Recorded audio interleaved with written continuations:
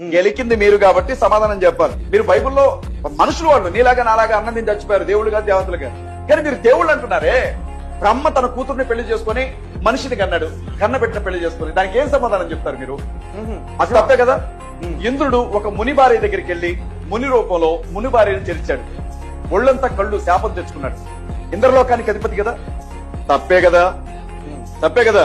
నది పక్కన స్నానం చేస్తున్నటువంటి మునీశ్వరుల భార్యల దగ్గరికి వెళ్లి శరీరం మీద ఉండే బట్టలు తీసి శివుడు నాట్యం చేశాడు.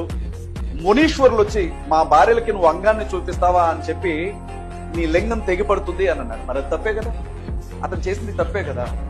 శివుడు విష్ణువు ఇద్దరు ఒకరి మీద, శివునికి విష్ణువు మీద ఉన్న మోహిని రూపంలో ఉన్నప్పుడు ఆయన కలిగినటువంటి ఆ కోరికను బట్టి అయ్యప్ప పుట్టాడు కదా. హరిహర సుతుడు అంటారు కదా. హరి అంటే విష్ణువు, హరుడు అంటే శివుడు.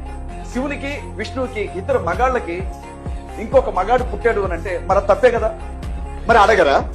బైబిల్లో మామూలు మనుషులు చేసిన తప్పుల గురించే నువ్వు పాయింట్అవుట్ చేసి మాట్లాడుతూ ఉంటే మరి మీరు దేవుళ్ళుగా కొలిచే వ్యక్తుల ప్రవర్తన గురించి ఎదుటి వాళ్ళు అడగరా? అప్పుడు మీకు కష్టం అనిపిస్తుందా?